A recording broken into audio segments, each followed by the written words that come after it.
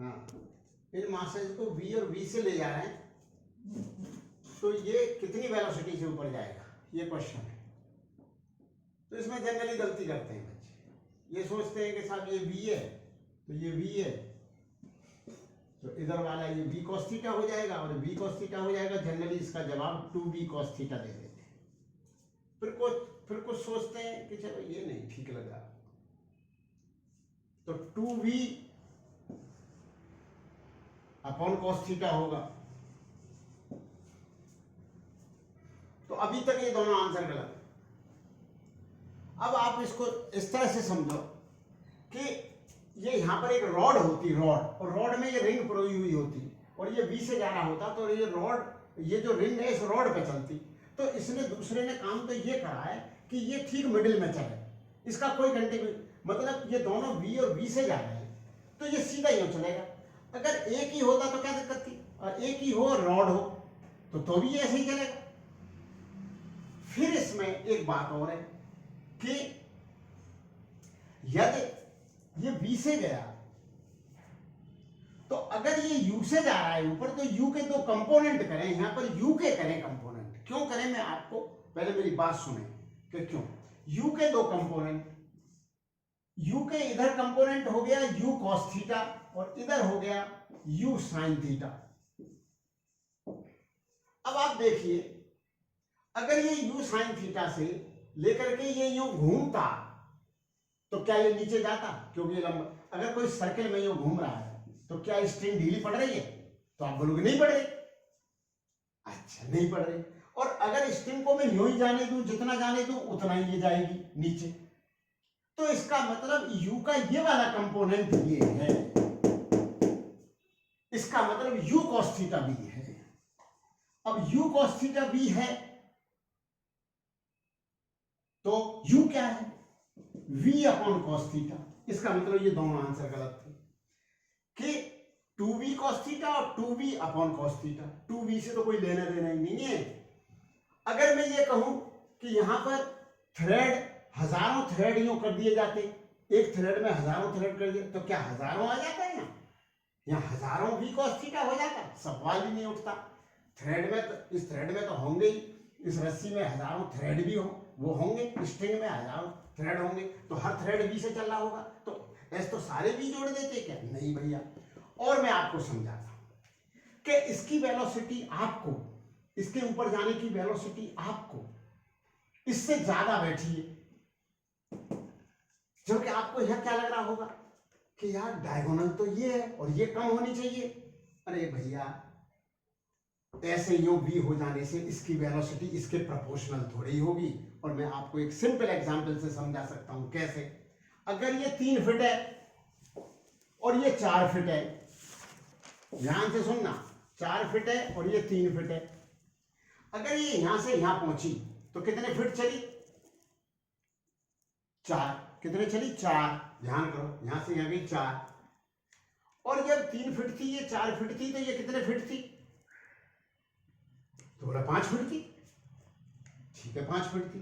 जब ये यहां से यहां पहुंची तो अभी इस 5 फीट में से 3 फीट तो यहां मौजूद है, तो ये कितनी चली होगी, 2 फीट।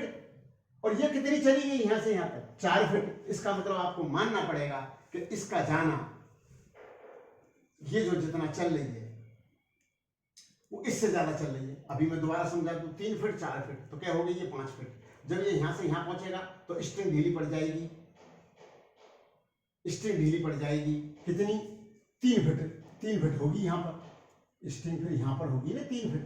3 फीट यहां होगी, और ये पहले 5 थी, तो 5 की 3 तो अब भी यहां है, तो कितने फीट चला होगा, ये 2 फीट। और ये जब भी कितने फीट चला है, 4 फीट। तो ये एवरेज वाली बात होता है जी। इसका मतलब ये हमेशा उससे ज्यादा चलेगा। फिर एक तरह से और आपको समझा दें, बोला साहब समझाओ, कि जो स्ट्रिंग, इस स्ट्रिंग का जो डिफरेंशियल है, rate of change of differential of this length, इसकी वेलोसिटी है, ये जितने रेट से ढीला पड़ रही है, स्लैक हो रही है, ढीली पड़ रही है, स्लैक हो रही है, उतने से ही चल रही है। और इसका रेट ऑफ चेंज जो है, इसका रेट ऑफ चेंज वो इसकी वेलोसिटी है। हमें कोई चीज मोशन में कैसे दिखाई देती है, मोशन में ऐसे दिखाई देती है कि हम बैठे हुए हैं तो हम उसको देख रहे हैं कि हमसे वो दूर या पास जा रहा है, तो उस dx अपॉन dt क्या है, dy बाई अपॉन dt क्या है, तो ये तो देखा करते हैं अपन। तो इसके चलने को कैसे देखेंगे, इस दूरी के डिफरेंशियल से, और इसके चलने को कैसे देखेंगे, इस लेंथ के डिफरेंशियल से। इस लेंथ में यदि कोई चेंज आएगा तो उतना ही सेलेक्ट हो जाएगी, और जो सेलेक्ट हो जाएगी उस, तो आप बोलोगे फिर कैसे करोगे इसको, डिफरेंशियल से करेंगे, क्योंकि ये तो a फिक्स है, ये a है, इसको कह दो x है, इसको कह दो y है, लंबाई को, इस y को, तो हमेशा क्या बना रहेगा, ax square plus x square is equal to y square, हमेशा रहेगा a square plus x square बराबर y स्क्वायर। इस y का जो डिफरेंशियल होगा वो इसकी वेलोसिटी होगी, और जो x का डिफरेंशियल होगा वो इसकी वेलोसिटी होगी। तो अब डिफरेंशियल कर देते हैं, तो a स्क्वायर का डिफरेंशियल तो 0 है क्योंकि ये तो कांस्टेंट है, तो 2x into d x by d t बराबर हो गया 2y into d y by d t. अब अपने को dy बाई डी टी दे रखा था v, तो मैं v पुट कर देता हूँ, 2 से 2 कट गया, by v dx upon dt को मान लिया u इंटू x। अब u बराबर क्या है, देखिए u बराबर है y upon x into v। अब ये y अपॉन x जो है ये क्या है, ये सेक थीटा है, मतलब ये सेक थीटा है, और x upon y cos theta है, तो v upon x upon y, और x upon y is the cos theta, तो ये आ गया v अपॉन cos थीटा। तो मैंने आपको इस प्रॉब्लम को हर तरह से समझा दिया, डिफरेंशियल से समझा दिया, एवरेज लेके समझा दिया, ये सर्किल की एग्जाम्पल लेके समझा दिया कि अगर कोई सर्किल में यूं जो जा रहा है तो उसका कोई कंट्रीब्यूशन नहीं होता इसका ढीला पड़ने में, और अगर यूं जा रहा है तो जितना जाएगा उतना ही ढीली पड़ेगी, ये फिक्स है यहाँ से पूरी। तो इसलिए इसके दो कंपोनेंट करने पड़े थे, एक तो एलोंग और एक परपेंडिकुलर।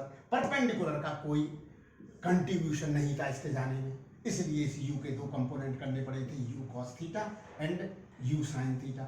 इस लंबाई को लेकर के कोई वेलोसिटी मत समझ जाओ, तो बच्चा जनरली क्या समझ जाता है, ये खूब लंबा है तो इससे क्या हुआ, ये खूब लंबा है तो ये खूब चलेगा, इससे क्या मतलब, u के कंपोनेंट करो, u के ये और ये है, और इसका कोई कंट्रीब्यूशन इसमें नहीं।